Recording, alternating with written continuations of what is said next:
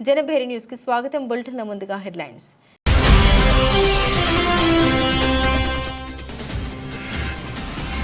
బాధ్యతాయుతంగా పరిష్కరించుకోండి, భారత్ పాక్ అమెరికా సూచన.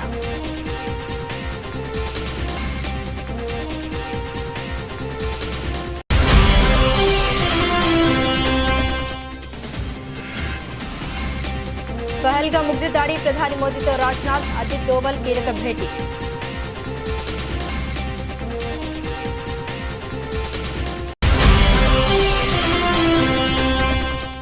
రాజధాని పనుల పునఃప్రారంభానికి మే 2న రాష్ట్రానికి ప్రధాని మోదీ. సభకు తరలివచ్చే ప్రజలకు అసౌకర్యం కలగకూడదన్న చంద్రబాబు.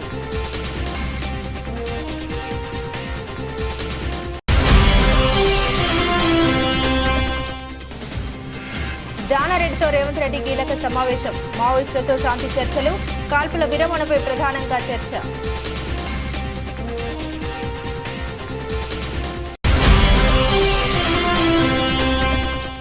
చేపల వేట నిషేధ భృతిని 10,000 నుండి 20,000కు పెంచిన కూటమి ప్రభుత్వం. హామీ నెరవేర్చడంపై డిప్యూటీ సీఎం పవన్ కళ్యాణ్ హర్షం.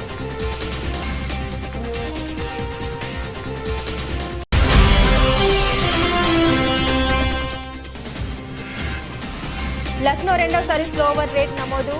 ఎల్ఎస్జీ కెప్టెన్ రిషబ్ పంత్కు 24 లక్షల జరిమానా.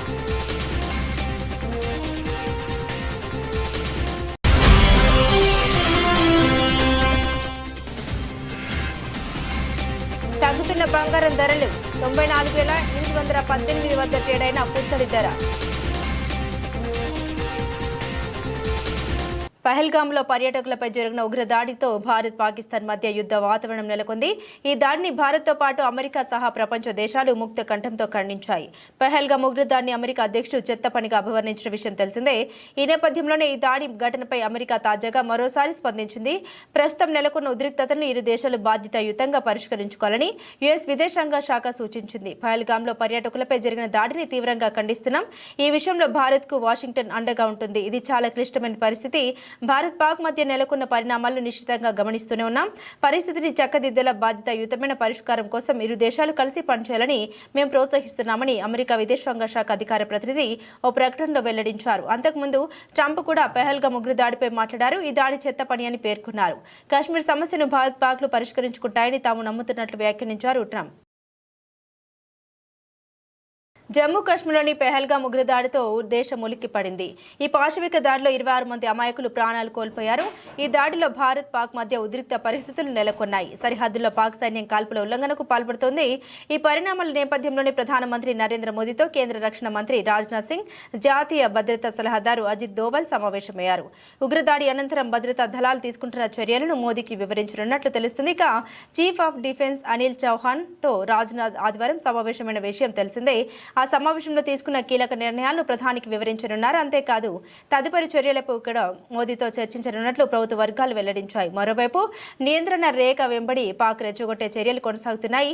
ఈ నెల 22న పహల్గామ్లో పర్యాటకులపై ఉగ్రదాడి అనంతరం ఇరు దేశాల మధ్య తీవ్ర ఉద్రిక్తతలు ఏర్పడిన విషయం తెలిసిందే.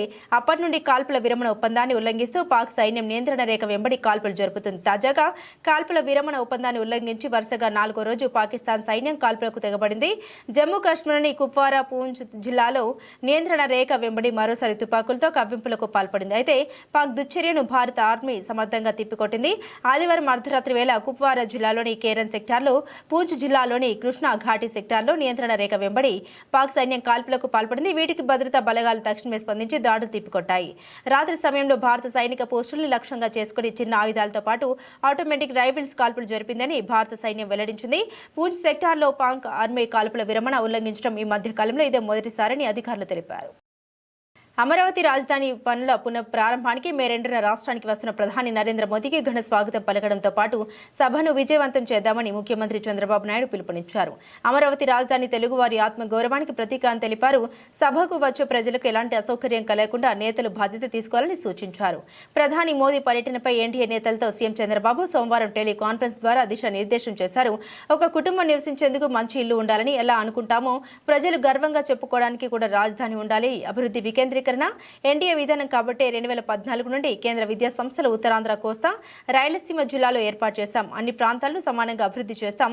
తెలంగాణకు హైదరాబాద్, కర్ణాటకకు బెంగళూరు, తమిళనాడుకు చెన్నై రాజధాని ద్వారా 70% ఆదాయం వస్తుంది. మనకు కూడా మంచి నగరం ఉంటే రాష్ట్రానికి సమృద్ధిగా ఆదాయం సమకూరుతోందని అమరావతిని నిర్మిస్తున్నాం. రాష్ట్రానికి అమరావతి ఆత్మ వంటిదని సీఎం చంద్రబాబు తెలిపారు. మిట్టల్ ప్లాంట్ పూర్తయితే 2 స్టీల్ ప్లాంట్లు దేశంలోనే ఎక్కువ స్టీల్ ఉత్పత్తి చేసే జిల్లాగా ఉమ్మడి విశాఖ రికార్డు సృష్టిస్తుంది. రాయలసీమను defence, electronic, automobiles, drone, satellite launching, green energy రంగంలో అభివృద్ధి చేస్తాం. రాయలసీమకు బెంగళూరు, హైదరాబాద్ అనుసంధాన హైవేలు, ఎయిర్పోర్ట్లు అందుబాటులో ఉంటాయి. తద్వారా లాజిస్టిక్ హబ్గా రాయలసీమ మారుతుందని సీఎం చంద్రబాబు నాయుడు తెలిపారు. టెలికాన్ఫరెన్స్లో టీడీపీ, జనసేన, బీజేపీ ముఖ్య నాయకులు పాల్గొన్నారు. తెలంగాణలో మావోయిస్టులతో శాంతి చర్చల పునరుద్ధరణ దిశగా రాష్ట్ర ప్రభుత్వం ప్రయత్నాలు ముమ్మరం చేసింది. ఇందులో భాగంగా ముఖ్యమంత్రి రేవంత్ రెడ్డి సోమవారం ఉదయం కాంగ్రెస్ సీనియర్ నేత, మాజీ మంత్రి కుందూరు జానారెడ్డితో ఆయన నివాసంలో సమావేశమయ్యారు. గతంలో ఉమ్మడి ఆంధ్రప్రదేశ్లో మావోయిస్టులతో చర్చలు జరిపినప్పుడు హోంమంత్రిగా పనిచేసిన జానారెడ్డి అనుభవాన్ని ఈ సందర్భంగా వినియోగించుకోవాలని ప్రభుత్వం భావిస్తోంది. కాల్పుల విరమణ, శాంతి చర్చల ప్రక్రియకు సంబంధించి అనుసరించాల్సిన వ్యూహాలపై ఇరువురు నేతలు చర్చించినట్లు తెలుస్తోంది. శాంతి చర్చల కమిటీ ప్రతినిధులతో ఆదివారం జరిగిన సమావేశంలోనే జానారెడ్డి సలహాలు తీసుకుంటామని సీఎం రేవంత్ రెడ్డి సూచన ప్రాయంగా వెల్లడించారు. ఈ నేపథ్యంలోనే తాజా భేటీ ప్రాధాన్యత సంతరించుకుంది. గతంలో శాంతి చర్చల సమయంలో ఉమ్మడి ఏపీ కాంగ్రెస్ వ్యవహారాల ఇన్ఛార్జిగా ఉన్న దిగ్విజయ్ సింగ్ తో కూడా సీఎం రేవంత్ ఫోన్లో సంప్రదింపులు జరిపారు. మావోయిస్టుల సమస్యను కేవలం శాంతి భద్రత సమస్యగా కాకుండా సామాజిక సమస్యగా పరిగణిస్తూ ఉన్నామని ప్రభుత్వం ఇప్పటికే స్పష్టం చేసింది. ప్రభుత్వ తాజా అడుగులు చర్చల ప్రక్రియకు మార్గం సుగమం చేస్తాయని పలువురు ఆశాభావం వ్యక్తం చేస్తున్నారు. హైదరాబాద్ సరూర్ నగర్లోని అవేర్ కాలేజ్ ఆఫ్ నర్సింగ్ మరియు ఎంఎల్టీ వార్షిక స్నాతకోత్సవం వేడుకను ఘనంగా నిర్వహించారు. ఈ కార్యక్రమానికి లోక్సభ ఎంపీ డీకే అరుణ ముఖ్య అతిథిగా హాజరై విద్యార్థుల యొక్క నాయకత్వ లక్షణాల పట్ల పలు సూచన చేశారు. ప్రతి విద్యార్థికి ఎడ్యుకేషన్ అనేది చాలా ముఖ్యమన్నారు. అవేర్ అనే సంస్థ గ్రామాల్లో, పట్టణాల్లో విద్యతో పాటు అనేక సేవా కార్యక్రమాలు చేస్తున్నారని డీకే అరుణ అన్నారు. కాశ్మీర్ పహల్గాంలో పర్యాటకులపై జరిగిన ఉగ్రదాడి హేయమైన చర్య అని లోక్సభ ఎంపీ డీకే అరుణ అన్నారు. కర్ణాటక ముఖ్యమంత్రి కేవలం 26 మంది పర్యాటకులు మాత్రమే చనిపోయారు. దాని గురించి దిగ్భ్రాంతి చెందవలసిన అవసరం లేదని కర్ణాటక ముఖ్యమంత్రి సిద్ధరామయ్య అనడం సిగ్గుచేటు. నువ్వు హిందువువా లేక ముస్లింవా అని తెలుసుకొని చంపడం అన్యాయం. ఇది 26 మంది పైన జరిగిన సంఘటన కాదు, భారతదేశంలోని ప్రతి హిందువుకు జరిగిన సంఘటన అని మనం గుర్తు చేసుకోవాలి. హిందూ మహిళను చంపడం లేదు. మీరు నరేంద్ర మోదీకి చెప్పండి, పాకిస్తాన్ వాళ్ళం మేము చంపమని చెప్పడం అన్యాయం. పాకిస్తాన్ భారతదేశానికి తగిన మూల్యం చెల్లించక తప్పదు అని ఎంపీ డీకే అరుణ అన్నారు. అదేవిధంగా మొన్న కాశ్మీర్ పహల్గాంలో జరిగినటువంటి దాడి, ఈ దాడి మన దేశవ్యాప్తంగానే కాదు, అన్ని ప్రపంచ దేశాలనే దిగ్భ్రాంతికి గురి చేసింది. మన దేశంలో ఉన్న ప్రతి ఒక్కరిని దిగ్భ్రాంతికి గురి చేయడమే కాదు, ప్రపంచవ్యాప్తంగా అందరినీ కూడా దిగ్భ్రాంతికి గురి చేసింది. ఇది ఒక అమానుషమైనటువంటి దాడి, హేయమైనటువంటి దాడి. ఉగ్రవాదులు పూర్తిగా పిరికి పందలుగా మారి పాకిస్తానీలు ఈ ఉగ్రవాది దాడి వెనుక ఉన్నటువంటి పాకిస్తానీలు పిరికి పందలుగా పర్యాటకుల పైన, అంటే చేతిలో ఎలాంటి ఆయుధాలు లేనటువంటి నిరాయుధులైనటువంటి వారి పైన, పర్యాటకులు అక్కడ కాశ్మీర్లో ఎండాకాలము వేసవి సెలవుల్లో భార్య పిల్లలతో వాళ్ళు ఆ వేసవి సెలవులకు అక్కడ ఆ ప్రాంతంలో వెళ్ళి చూడాలని, కాశ్మీర్లో ఉన్నటువంటి అందాలను చూడాలని, ఆ ప్రాంతంలో ఎన్నో ఏళ్లుగా అక్కడ పెద్ద ఎత్తున టూరిజం లేకపోవడము, 370 ఆర్టికల్ రద్దు తర్వాత, ఆ ప్రాంతంలో నరేంద్ర మోదీ గారు 370 ఆర్టికల్ని రద్దు చేసిన తర్వాత, ఎన్నికలకు ముందు ఇచ్చినటువంటి మాట ఏదైతే ఉందో 370 ఆర్టికల్ని రద్దు చేస్తామని చెప్పిన మాట నిలబెట్టుకొని 370 ఆర్టికల్ని రద్దు చేసి శాంతియుతంగా ఈరోజు కాశ్మీర్లో అభివృద్ధి జరుగుతూ ఉంది. ఎన్నికలు జరిగినాయి శాంతియుతంగా. ఈరోజు పెద్ద ఎత్తున అక్కడ ఉన్నటువంటి ప్రజలే కాకుండా ఆ ప్రాంతంలో అభివృద్ధి జరుగుతుందని చెప్పేసి పెద్ద ఎత్తున చూడడానికి కూడా పెద్ద ఎత్తున వేరే రాష్ట్రాల నుంచి కానీ దేశవ్యాప్తంగా దేశ నలుమూలల నుంచి అక్కడికి పర్యాటకులు వెళ్తున్నారు. విదేశాల నుంచి పర్యాటకులు వస్తున్నారు. స్విట్జర్లాండ్కు తీసిపోని విధంగా ఉన్నటువంటి కాశ్మీరు ప్రాంతాన్ని చూడడానికి మరి ఎంతోమంది పర్యాటకులు మరి రోజు వస్తుపోతున్నటువంటి సందర్భంలో అక్కడ పర్యాటకుల పైన ఆ దాడి అంటే చాలా హేయమైనటువంటి దాడిగా వర్ణించవచ్చు. ఈరోజు ఒక పిరికి పంద చర్యగా దాన్ని మనం అందరం కూడా భావించవచ్చు. పాకిస్తాన్ ఏదైతే ఆ ప్రాంతంలో జరుగుతున్నటువంటి అభివృద్ధిని చూసి ఓర్వలేక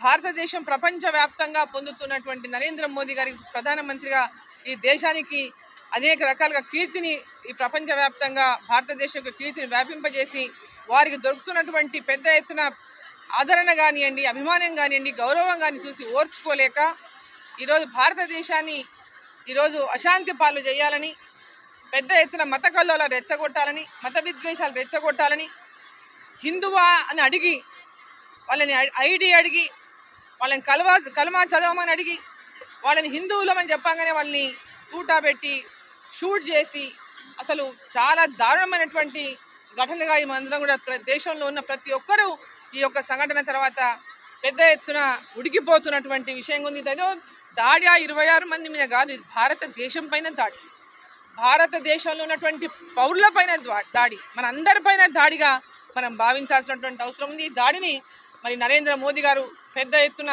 ఈ దాడికి తగినటువంటి మూల్యాన్ని పాకిస్తాన్ చెల్లించక తప్పదనేటటువంటి సందేశాన్ని ఇప్పటికే ఇచ్చారు. ఖచ్చితంగా ఈ యొక్క పాకిస్తానీ ఉగ్రవాదులు ఏదైతే ఉన్నారో, ఏదో ఈ దేశాన్ని ఉగ్రవాద మూకలు అల్లకలోలను సృష్టించాలని ఏదైతే ప్రయత్నం చేస్తున్నారో ఆ ప్రయత్నాలు ఎప్పటికీ కూడా వాళ్ళ ప్రయత్నాలు ముందుకు సాగవు. ఖచ్చితంగా తగిన మూల్యాన్ని పాకిస్తాన్ చెల్లించుకోక తప్పదని చెప్పి నరేంద్ర మోదీ గారు ఉన్నంత వరకు భారతదేశంలో ఉన్నటువంటి ప్రజలకు ఎలాంటి భయం పడాల్సినటువంటి అవసరం లేదు.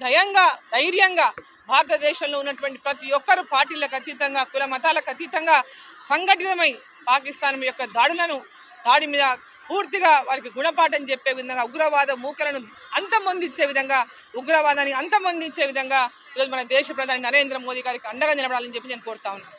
పెరుగుతున్న జనాభాకు అనుగుణంగా ప్రజలకు నాణ్యమైన విద్యుత్ అందించాలన్న సమున్నత లక్ష్యంతో నియోజకవర్గ కేంద్రమైన పటాన్చెరు పట్టణంలో 12 కోట్ల రూపాయల అంచనా వ్యయంతో 33/11 kV ఇండోర్ సబ్స్టేషన్ నిర్మాణం చేస్తున్నట్లు పటాన్చెరు శాసనసభ్యులు గూడెం మహిపాల్ రెడ్డి తెలిపారు.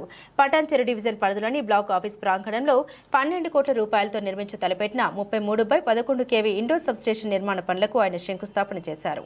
ఈ సందర్భంగా ఏర్పాటు చేసిన సమావేశంలో వారు మాట్లాడుతూ ఉమ్మడి మెదక్ జిల్లాలోనే మొట్టమొదటిసారిగా పటాన్చెరు పట్టణంలో ఇండోర్ సబ్స్టేషన్ నిర్మాణం చేస్తున్నామని తెలిపారు. పాషమైలారం నుండి నేరుగా నూతన సబ్స్టేషన్కి ప్రత్యేక లైన్ వేయడంతో పాటు పటాన్చెరు, రామచంద్రపురం పట్టణాలకు నాణ్యమైన విద్యుత్ అందుబాటులోకి వస్తుందని తెలిపారు. అమీన్పూర్ మున్సిపల్ పరిధిలోని ఐలాపూర్లో 100 కోట్ల రూపాయల అంచనా వ్యయంతో 132 kV సబ్స్టేషన్ నిర్మాణానికి ప్రభుత్వం అనుమతులు మంజూరు చేసిందని తెలిపారు. ఈ కార్యక్రమంలో పటాన్చెరు ఎంపీడీఓ యాదగిరి, విద్యుత్ శాఖ ఏడీఈలు సంజీవ్, నాగరాజు, రవికాంత్ రెడ్డి, మార్కెట్ కమిటీ మాజీ చైర్మన్ విజయ్ కుమార్, కాంగ్రెస్ పార్టీ పట్టణ అధ్యక్షులు నరసింహారెడ్డి, సీనియర్ నాయకులు గూడెం మధుసూదన్ రెడ్డి, నివర్తి దేవ్, అంతిరెడ్డి, అంజురెడ్డి, గోపాల్ రెడ్డి, షకీల్, ఐలేష్, హమీద్, బాలకృష్ణ తదితరులు పాల్గొన్నారు. అందరికీ నమస్కారం. ఈరోజు పటాన్చెరు టౌన్లో ఇండోర్ సబ్స్టేషన్కు భూమి పూజ చేయడం జరిగింది. ఇది మొట్టమొదలు ఉమ్మడి మెదక్ జిల్లాలోనే ఇప్పటి వరకు ఇండోర్ సబ్స్టేషన్ అనేది లేదు. కాబట్టి 12 కోట్ల రూపాయలతోటి ఈరోజు ఇండోర్ సబ్స్టేషన్ శాంక్షన్ తీసుకొని భూమి పూజ చేయడం జరిగింది. ఈ ప్రాంతము పాషమైలారం కానీ, పటాన్చెరు కానీ, రామచంద్రాపూర్ కానీ, శాంతినగర్, శ్రీరామనగర్ కాలనీ కానీ ఎక్కడైనా సరే కరెంటు ఇబ్బంది లేకుండా ఈ పబ్లిక్ ప్లేస్లో పిల్లలు ఆటలు ఆడుకోవడానికి, పబ్లిక్ రావడానికి ఆస్కారం ఉంది. కాబట్టి అందుకే ఇండోర్ సబ్స్టేషన్ తీసుకోవడం జరిగింది. పాషమైలారంకి వెళ్ళి నేరుగా లైన్ వచ్చి, ఇండస్ట్రీ లైన్ వచ్చి దీనికి లింక్ అయితే ఇక్కడ నుంచి డిస్ట్రిబ్యూషన్ ఉంటుంది. కాబట్టి ఈ ప్రాంత వాసులకు పటాన్చెరు నియోజకవర్గంలో ఉన్న కాలనీస్ బాగా విపరీతంగా పెరగడం జరుగుతూ ఉంది. గ్రేటర్ కమ్యూనిటీస్ రావడం జరుగుతూ ఉంది. అపార్ట్మెంట్ కల్చర్ రావడం జరుగుతూ ఉంది. విల్లాస్ రావడం జరుగుతూ ఉన్నది. డే బై డే పాపులేషన్ పెరుగుతూ ఉంది. కాబట్టి కరెంటు మీద పర్సనల్గా ఫోకస్ చేసి ఇక్కడ పటాన్చెరు, సింఫోనీ, అలాగే రామేశ్వరం బండ, బచ్చిగూడెం, మన చక్రపురి కాలనీ, అమీన్పూర్, అలాగే ఐలాపూర్, తెల్లాపూర్, బీరంగూడ, ఇవన్నీ ఇక్కడ సబ్స్టేషన్ ఎక్కడ సెట్ చేసి కరెంటు లోపం లేకుండా ఈ ప్రాంతాన్ని ముందుకు తీసుకుపోవడం జరుగుతూ ఉన్నది. పూర్తి స్థాయిలో ప్రజలు వాటర్కు కరెంటు దగ్గర కనెక్టింగ్ ఉంటుంది. అయస్కాంతం ఇనుముకి ఎంత దగ్గర ఉంటారో అట్లా లింక్ అయి ఉంటుంది. కాబట్టి ఈ వాటరు కరెంట్ అనేది ఇబ్బంది లేకుండా సమకూర్చడానికే ఈ ప్లాన్ చేసుకొని, ప్రణాళికలు సిద్ధం చేసుకొని ఫ్యూచర్ ప్లాన్ కోసం ఇబ్బంది లేకుండా ముందుకు పోతూ ఉన్నాం. తప్పకుండా ఈ ప్రాంత వాసులకు కరెంటు కానీ, వాటర్ కానీ, రోడ్లు కానీ, డ్రైన్లు కానీ, మౌలిక వసతులని ఎక్కడికక్కడ సమకూర్చి ప్రజలకు ఇబ్బంది లేకుండా చూసుకునే బాధ్యత మా పైన ఉంది. కాబట్టి దాన్ని పూర్తి స్థాయిలో సమకూర్చి ముందుకు వెళ్తూ ఉంటాం. దీన్ని పూర్తిగా ఈ ప్రాంత ప్రజలందరూ సద్వినియోగం చేసుకోవాల్సిందిగా మనవి చేసుకుంటూ 12 కోట్ల రూపాయలతో ఈరోజు మనం దాన్ని కొటేషన్ వేసుకోవడం ముందుకు పోవడం జరుగుతూ ఉన్నది. కాబట్టి అందరికీ ధన్యవాదాలు. Thank you. వనపర్తి పట్టణంలో మాడిఫైడ్ సైలెన్సర్లను అమర్చిన బుల్లెట్లు ఇతర వాహనాల సైలెన్సర్లను గత నెల రోజులుగా స్పెషల్ డ్రైవ్ నిర్వహించి 66 సైలెన్సర్లను తొలగించినట్లు వనపర్తి సీఐ కృష్ణయ్య తెలిపారు. వనపర్తి జిల్లా ఎస్పీ రావుల గిరిధర్ ఆదేశాల మేరకు వనపర్తి జిల్లా కేంద్రంలో వనపర్తి సీఐ కృష్ణ ట్రాఫిక్ ఎస్ఐల ఆధ్వర్యంలో మాడిఫైడ్ సైలెన్సర్లతో నడిపే వాహనాలు ప్రత్యేక డ్రైవ్ నిర్వహించి తొలగిస్తున్నామని తెలిపారు. కొందరు యువకులు వాహనాలకు సంబంధిత సంస్థ ఇచ్చిన సైలెన్సర్లను మార్పు చేసి వింత శబ్దం వచ్చే వాటిని అమర్చి రోడ్లపై అకస్మాత్తుగా వింత శబ్దాలు చేయడంతో ప్రజలు ఇబ్బందులు ఎదుర్కొంటున్నారని, విరుద్ధంగా వ్యవహరిస్తున్న వారిపై కఠిన చర్యలు తీసుకునేందుకు స్పెషల్ డ్రైవ్ నిర్వహించి నెల రోజులుగా జిల్లా కేంద్రంలో 66 మాడిఫైడ్ సైలెన్సర్లను తొలగించి ఒక్కొక్క వాహనదారునికి 1000 రూపాయల జరిమానా విధించామని తెలిపారు. ఇప్పటివరకు తొలగించిన 66 మాడిఫైడ్ సైలెన్సర్లను పాలిటెక్నిక్ కళాశాల ముందు రోడ్డు రోలర్తో తొక్కించడం జరిగింది. శబ్ద కాలుష్యంతో ఇరుగు పొరుగు వారు వాహనాలకు శబ్దంతో పాదచారులు ఇబ్బందులు ఎదుర్కొంటున్నారనే ఉద్దేశంతోనే ప్రత్యేక నియంత్రణ కార్యక్రమం నిర్వహించి పట్టణంలో అన్ని తొలగించినట్టు తెలిపారు. ఈ చర్యల ద్వారా ట్రాఫిక్ నియంత్రణ బలోపేతం అవుతుంది, రహదారుల భద్రత పెరుగుతుంది, ప్రజలకు ఆరోగ్యకరమైన వాతావరణం అందుతుందని వనపర్తి పట్టణ సీఐ కృష్ణయ్య తెలిపారు. వారి ఆధ్వర్యంలోనే ఈ సైలెన్సర్లను ధ్వంసం చేయడం జరిగింది. పట్టణ ప్రజలందరికీ నమస్కారాలు. ఈరోజు మనము ఈ పాలిటెక్నిక్ ముందు దాదాపు 66 సైలెన్సర్లు కంపెనీ నుంచి వచ్చిన సైలెన్సర్స్ కాకుండా అధికంగా సౌండ్ వచ్చి బుల్లెట్ రిలీజ్ చేసే మన సైలెన్సర్లు ఫిట్ చేసిన బండ్ల నుంచి మొత్తం 66 తీసి ఈరోజు పాలిటెక్నిక్ ముందర వాటిని పెట్టి చేసి రోడ్ రోలర్ ద్వారా తగ్గించడం జరుగుతుంది. దీనివల్ల పొల్యూషను మరియు సాధారణ ప్రజలకు ఇబ్బంది కలిగే విధంగా సౌండ్ వస్తుంది. కాబట్టి వీటన్నిటిని తొలగించి ఈరోజు వాటిని రోడ్ రోలర్ ద్వారా తగ్గించడం జరుగుతుంది. భవిష్యత్తు కూడా ఎవ్వరు కూడా కంపెనీతో కాకుండా కంపెనీ పెట్టిన సైలెన్సర్ కాకుండా ఏ విధమైన సైలెన్సర్ వేరే సౌండ్ వచ్చి పెట్టినా కూడా వాటిని తొలగించి కేసులు ప్రమోట్ చేసి ఈ విధంగానే చేయడం జరుగుతుంది. కాబట్టి ఎవరు కూడా ఈ సౌండ్ వచ్చే సైలెన్సర్స్ కానీ బుల్లెట్ వచ్చే విధంగా కానీ అమర్చకూడదని వనపర్తి పట్టణ ప్రజలకు తెలియజేస్తున్నాము. అదేవిధంగా వాహనాలు కూడా తరోగా చెక్ చేయడం జరుగుతుంది. వాహనాలకి మన ఆర్సీ కానీ ఇన్సూరెన్స్ కానీ మరియు ఆ వాహన డాక్యుమెంట్ ఏది లేకపోయినా కూడా ఏ విధమైన ప్రమాదం జరిగినా కూడా వాళ్ళ ఫ్యామిలీ చాలా తీవ్రమైన నష్టానికి గురి అవుతారు. కాబట్టి అందరూ వాహనదారులు వనపర్తి పట్టణ ప్రజలందరూ కూడా వెహికల్స్ వాడుతున్నప్పుడు హెల్మెట్ కానీ లైసెన్స్ కానీ ఇన్సూరెన్స్ కానీ అన్నీ కూడా ఖచ్చితంగా పాటించాలి. దాంట్లో ఏది ఒకటి లేకున్నా పొరపాటున యాక్సిడెంట్ జరిగితే ఆ ఫ్యామిలీ అంతా సఫర్ అవుతుంది. కాబట్టి హెల్మెట్ ధరించడము, తర్వాత వెహికల్ డాక్యుమెంట్స్ అన్నీ కూడా ఖచ్చితంగా ఉండేటట్టు చేయడం వల్ల మీ రక్షణ కోసమే మేము ఇదంతా చేస్తున్నామని ప్రజలందరూ గమనించాలని వనపర్తి పట్టణ పోలీస్ తరఫున మీ అందరికీ తెలియజేస్తున్నాను. వనపర్తి ఎస్పీ సార్ కూడా ఈ వెహికల్ ట్రాఫిక్ నియంత్రణలో తర్వాత డాక్యుమెంట్ పాటించే విషయంలో కూడా నిరంతరం మమ్మల్ని మానిటర్ చేస్తూ వనపర్తి ట్రాఫిక్ ఎలాంటి ప్రాబ్లం లేకుండా అందరూ ప్రజలు సురక్షంగా ఉండాలని కోరుకుంటున్నారు. కాబట్టి ప్రజలందరూ సహకరించాలని. ఆంధ్రప్రదేశ్ మీడియా ఫెడరేషన్ జర్నలిస్టు జిల్లా మహాసభలు ప్రజలను అన్ని రంగాల్లో చైతన్యం చేస్తూ సమాజాన్ని మేల్కొల్పే జర్నలిస్టులేనని శ్రీకాకుళం ఎమ్మెల్యే గుండు శంకర్ అన్నారు. నగరంలోని అంబేద్కర్ జంక్షన్ రెవెన్యూ అతిథి గృహంలో ఆంధ్రప్రదేశ్ మీడియా ఫెడరేషన్ ఆధ్వర్యంలో జర్నలిస్టు జిల్లా మహాసభలను ఆదివారం అట్టహాసంగా నిర్వహించారు. ఈ సందర్భంగా ఎమ్మెల్యే మాట్లాడారు. జర్నలిస్టులంతా ఐకమత్యంగా ఉంటూ వారి హక్కులను సాధించుకోవాలని తెలిపారు. ప్రభుత్వ సంక్షేమ పథకాలను ప్రజలకు చేరవేయడంలో జర్నలిస్టుల పాత్ర కీలకమైందన్నారు. సమాజంలో న్యాయ వ్యవస్థ, రాజకీయాలు, ప్రజలు, జర్నలిజం 4 స్తంభాలని, జర్నలిజం అంటే ప్రజల్లోనూ అధికారుల్లోనూ ఎంతో గౌరవం ఉందని తెలిపారు. ఈ వృత్తికి మరింత గౌరవం తీసుకొచ్చేలా జర్నలిస్టులు నడుచుకోవాలని తెలిపారు. ఈ కార్యక్రమంలో మీడియా ప్రతినిధులు, కూటమి పార్టీల నాయకులు, జర్నలిస్టులు పెద్ద ఎత్తున పాల్గొన్నారు.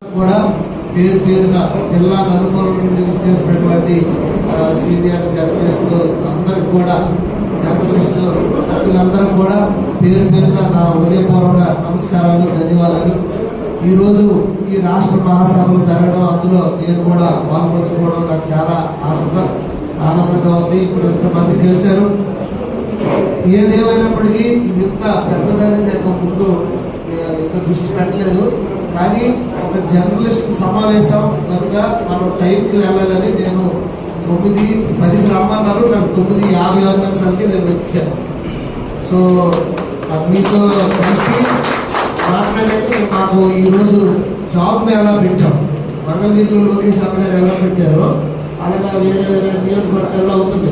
సో ఇక్కడ కూడా పెట్టాం. 62,000 మంది అనుభవి స్పందన వచ్చింది అనమాట. ఇంత వస్తుంది అనుకోలేదు. సో వెయిట్ చేస్తారు పిల్లలందరూ అక్కడ. అందుకు లేదంటే మీతో ఇంకా స్పెండ్ చేయాలన్నది. ఎందుకంటే మీరు మాట్లాడితే చాలా విషయాలు మాకు తెలుస్తుంది. మేము న్యూ కమర్స్ కనుక సో ఇంకా వీలున్నంత వీలైనంత సార్లు మనం పంచుకుందాం. అలాగే చంద్రబాబు అచ్చెన్నాయుడు గారు మంత్రివర్యులు, రాష్ట్ర మంత్రివర్యులు, అలాగే యువ నాయకులు, యువ కేంద్ర మంత్రివర్యులు, దేశంలోనే అత్యంత పిన్న వయసు కలిగినటువంటి పౌర విమానయాన శాఖ మంత్రులు కేంద్ర మంత్రి చంద్రబాబు రామ్మోహన్ నాయుడు గారు, వీరిద్దరు కూడా ఈ సంఘంకి పూర్తి సహాయ సహకారాలు అందించారు. వాళ్ళతో పాటుగా నేను కూడా ఎల్లప్పుడూ కూడా మూడో వ్యక్తిగా నేను కూడా మీకు ఎప్పుడు సహాయ సహకారాలు అందిస్తూ మీరు వెంటనే ఉంటారని నేను తెలియజేసుకుంటూ, సో జర్నలిజం అంటే మరి అందరికీ తెలిసిందే, సమాజాన్ని మేల్కొల్పి నిత్యం సమాజాన్ని అటు ప్రజల్ని ఇటు పాలకుల్ని ప్రభుత్వ నడిపే ఉద్యోగులు అందరినీ కూడా మీరు సమాజంలో జరుగుతున్న ఇష్యూస్ని నిత్యం నిరాటంకంగా. ఆంధ్రప్రదేశ్లోని మత్స్యకారులకు రాష్ట్ర ప్రభుత్వం శుభవార్త అందించింది. సముద్రంలో చేపల వేటని నిషేధ సమయంలో మత్స్యకారులకు అందించే ఆర్థిక భృతిని రెట్టింపు చేస్తున్నట్లు ప్రకటించింది. ఈ నిర్ణయం పట్ల రాష్ట్ర ఉప ముఖ్యమంత్రి పవన్ కళ్యాణ్ హర్షం వ్యక్తం చేశారు. ఎన్నికల సమయంలో ఇచ్చిన హామీని నిలబెట్టుకున్నామని ఆయన పేర్కొన్నారు. ఇటీవల శ్రీకాకుళం జిల్లా పర్యటనలో ముఖ్యమంత్రి చంద్రబాబు ఈ పథకాన్ని లాంఛనంగా ప్రారంభించారు. గతంలో వేట నిషేధ సమయంలో మత్స్యకారులకు 10,000 భృతిగా అందేది. తాజాగా కూటమి ప్రభుత్వం తీసుకున్న నిర్ణయంతో ఈ మొత్తాన్ని 20,000కు పెంచినట్లు పవన్ ఒక ప్రకటనలో తెలిపారు.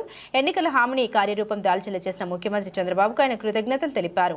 మత్స్యకారులకు ఇచ్చిన మాట నిలబెట్టుకున్నాం, వేట నిషేధ భృతిని రెట్టింపు చేస్తామని ఎన్నికల సమయంలో ఇచ్చిన హామీని సీఎం చంద్రబాబు నేతృత్వంలోని కూటమి ప్రభుత్వం నెరవేర్చిందని పవన్ కళ్యాణ్ పేర్కొన్నారు. పెంచిన భృతి మొత్తాన్ని లబ్ధిదారుల బ్యాంకు ఖాతాల్లో నేరుగా జమ చేస్తున్నట్లు ఆయన వివరించారు. ఈ పెంపుదల ద్వారా రాష్ట్ర వ్యాప్తంగా ఉన్న 1,29,178 మత్స్యకార కుటుంబాలకు ప్రయోజనం చేకూరుతుందని, ఇందుకోసం ప్రభుత్వం 259 కోట్లను కేటాయించిందని వెల్లడించారు. మత్స్యకారుల వలసని తగ్గించి స్థానికంగానే వారికి మెరుగైన ఉపాధి అవకాశాలు కల్పించేందుకు గాను కూటమి ప్రభుత్వం చర్యలు తీసుకుంటుందని పవన్ తెలిపారు. ఆంధ్రప్రదేశ్కు సుదీర్ఘమైన సముద్ర తీరం ఉందని, ఈ తీర ప్రాంతాన్ని అభివృద్ధి చేయడం ద్వారా మత్స్యకార కుటుంబాలకు ఆర్థిక భరోసా కల్పించే దిశగా ప్రభుత్వం అడుగులు వేస్తుందని తన ప్రకటనలో స్పష్టం చేశారు. హనుమాన్పేటలో అఖిల భారత యోజన సమైక్య ఏఏవైఎఫ్ ఆధ్వర్యంలో ఉగ్రదాడికి నిరసనగా కొవ్వొత్తుల ప్రదర్శన నిర్వహించారు. ఈ సందర్భంగా మాట్లాడుతూ జమ్మూ కాశ్మీర్ పహల్గాంలో ఉగ్రవాదులు హిందువునే లక్ష్యంగా చేసుకుని అత్యాధునిక ఆయుధాలతో వెంటాడి చంపడం చాలా దుర్మార్గమైన చర్య అన్నారు. భార్య పిల్లల ముందే తమ కుటుంబీకుల్ని చంపడంతో తీవ్ర భయంతో పరుగులు తీసిన వారిని చూస్తుంటే చాలా బాధ వేస్తుందన్నారు. గతంలో కూడా ఉగ్రవాద ముష్కరులు బహిరంగ ప్రదేశాల్లో బాంబులు పేల్చి అనేక మందిని పొట్టున పెట్టుకోవడం జరిగిందని, ఈ ఉన్మాదుల ఆటలు కట్టించకపోతే మరిన్ని ప్రాణాలు గాల్లో కలిసిపోతాయన్నారు. 3 అంచెల భద్రత కలిగినటువంటి జమ్మూ కాశ్మీర్లోకి ఉగ్రవాదులు ఎలా ప్రవేశించారు, సమగ్రమైన విచారణ చేపట్టి సహకరించిన వారిని వదిలిపెట్టరాదన్నారు. పహల్గాం మృతుల్లో ఏపీకి చెందిన వారు ఉండడం మరింత బాధాకరమన్నారు. పహల్గాం దాడిని దుర్మార్గపు చర్యగా భారత ప్రజలు భావిస్తుంటే ఏకంగా ఢిల్లీలోని పాకిస్తాన్ హైకమిషన్ కార్యాలయంలోకి తీసుకెళ్తుంటే భద్రతా సిబ్బంది ఏం చేస్తుందని ప్రశ్నించారు. పర్యాటకుల మత విశ్వాసాలని ఉగ్రవాదులు తెలుసుకుని పాశవికంగా కాల్చి చంపారని ఆవేదన వ్యక్తం చేశారు. తెలంగాణ ప్రభుత్వం ప్రతిష్టాత్మకంగా నల్లగొండ జిల్లా దామరచర్ల మండలం వీర్లపాలెం వద్ద నిర్మిస్తున్న యాదాద్రి థర్మల్ పవర్ ప్రాజెక్టులో యూనిట్ 1లో తెల్లవారుజామున జరిగిన అగ్ని ప్రమాదంలో బాయిలర్ నుండి ఆయిల్ లీకేజ్ అయ్యి మంటలు చెలరేగడంతో యూనిట్ 1 పాక్షికంగా దెబ్బతింది. వచ్చే నెలలో యూనిట్ 1ను ప్రారంభించనుండగా అందుకుగాను అధికారులు ముందస్తు ట్రయల్ రన్ నిర్వహిస్తుండగా అగ్ని ప్రమాదం చోటు చేసుకున్నట్లు సమాచారం. ట్రయల్ రన్ చేసే సమయంలో ఇలాంటి ప్రమాదాలు సహజమని అధికార వర్గాలు వెల్లడిస్తున్నాయి. ఈ ప్రమాదంలో ఎలాంటి ప్రాణనష్టం, పెద్ద ఎత్తున ఆస్తి నష్టం జరగకపోవడంతో అధికారులు ఊపిరి పీల్చుకున్నారు. జరిగిన ప్రమాదం ద్వారా లోపాలు గుర్తించి వీటిని వీలైనంత తొందరలో సరిచేసి తిరిగి ట్రయల్ రన్ నిర్వహించనున్నట్లు అధికార వర్గాలు వెల్లడించాయి. అమెరికా అధ్యక్షుడు డొనాల్డ్ ట్రంప్ ట్రేడ్ వార్తో జీవితకాల గరిష్టానికి చేరుకున్న బంగారం ధరలు ప్రస్తుతం తగ్గుముఖం పడుతున్నాయి. వాణిజ్య యుద్ధ భయాలు ప్రస్తుతం కొంత తగ్గుముఖం పడడంతో సోమవారం పసిడి ధర స్వల్పంగా తగ్గింది. ఇతర కరెన్సీతో పోలిస్తే డాలర్ మళ్లీ బలపడుతుండడమే దీనికి కారణం. MCX గోల్డ్ జూన్ 5 కాంట్రాక్ట్స్ లో ఈ ఉదయం 9:05 10 గ్రాముల బంగారం ధరపై 0.18% తగ్గింది. ఫలితంగా పుత్తడి ధర 94,818 వద్ద ట్రేడ్ అయింది. అలాగే అమెరికా చైనా వాణిజ్య ఉద్రిక్తతలు తగ్గుముఖం పట్టడంతో అంతర్జాతీయ మార్కెట్లోనూ బంగారం ధరలు దిగొచ్చాయి. అమెరికా డాలర్ ఇండెక్స్ దాదాపు 0.3% ఎగబాకింది. ఫలితంగా బంగారం డిమాండ్పై ఒత్తిడి పెరిగింది. దీంతో ఇతర కరెన్సీలో కొనుగోలు చేసే వారికి బంగారం ఖరీదు భారంగా మారింది. మీడియా కథనాల ప్రకారం చైనాతో అనుకూల వాణిజ్య ఒప్పందం కోసం అమెరికా అధికారుల ఆదేశంతో మాట్లాడుతున్నట్లు ట్రంప్ తెలిపారు. అయితే పెద్ద రాయితీ లేకుండా చైనాపై సుంకాలను తగ్గించే విషయాన్ని తాను పరిగణించబోమని ఆయన పేర్కొన్నారు. కాగా శుక్రవారం చైనా కొన్ని అమెరికా దిగుమతుల్ని అధిక సుంకాల నుండి మినహాయించడం గమనార్హం. అయితే అనుకూల వాణిజ్య ఒప్పందంపై చర్చలు జరుగుతున్నాయన్న ట్రంప్ వాదన చైనా తోసిపుచ్చింది. ఆదివారం వాంకడి వేదికగా ముంబై ఇండియన్స్ ఎంఐతో జరిగిన ఐపీఎల్ 2025 మ్యాచ్లో స్లో ఓవర్ రేట్ కారణంగా Lucknow Super Giants LSG captain Rishabh పంత్కు 24 లక్షల జరిమానా పడింది. ఈ సీజన్లో లక్నో రెండవసారి స్లో ఓవర్ రేట్ నమోదు చేయడంతో కెప్టెన్కు ఐపీఎల్ కౌన్సిల్ భారీ ఫైన్ వేసింది.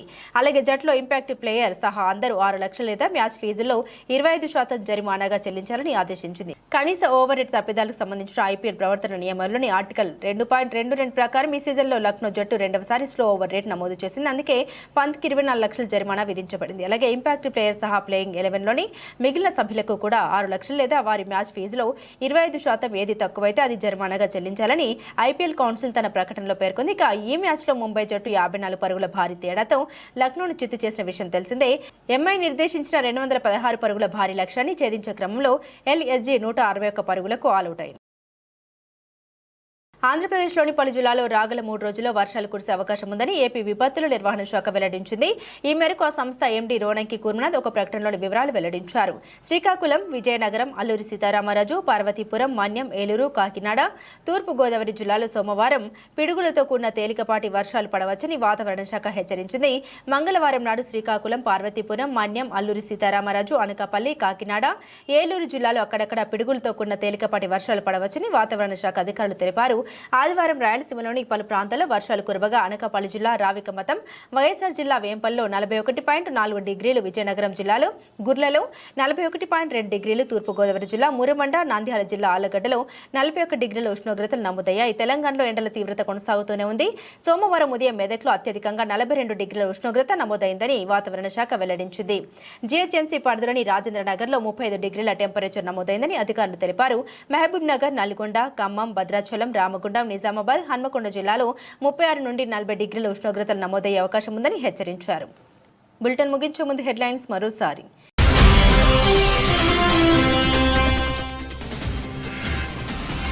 బాధ్యతాయుతంగా పరిష్కరించుకోండి, భారత్ పాక్ అమెరికా సూచన.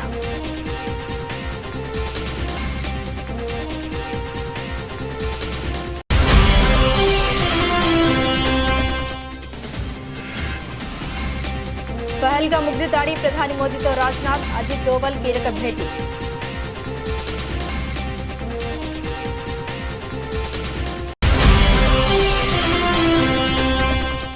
రాజధాని పనుల పునఃప్రారంభానికి మే 2న రాష్ట్రానికి ప్రధాని మోదీ. సభకు తరలివచ్చే ప్రజలకు అసౌకర్యం కలగకూడదన్న చంద్రబాబు.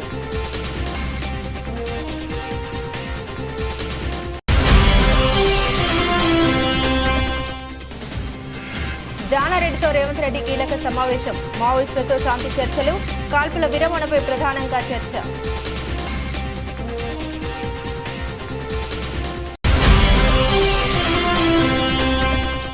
చేపల వేట నిషేధ భృతిని 10,000 నుండి 20,000కు పెంచిన కూటమి ప్రభుత్వం. హామీ నెరవేర్చడంపై డిప్యూటీ సీఎం పవన్ కళ్యాణ్ హర్షం.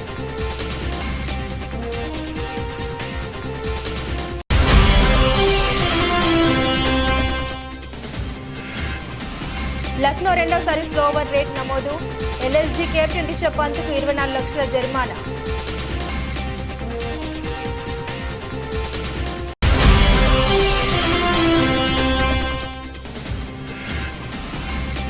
తగ్గుతున్న బంగారం ధరలు. 94,818 వద్ద ట్రేడ్ అయిన పుత్తడి ధర. ఇవి బులెటిన్లోని విశేషాలు. తిరిగి మరో బులెటిన్తో మళ్ళీ కలుసుకుందాం. అంతవరకు సెలవు, నమస్కారం.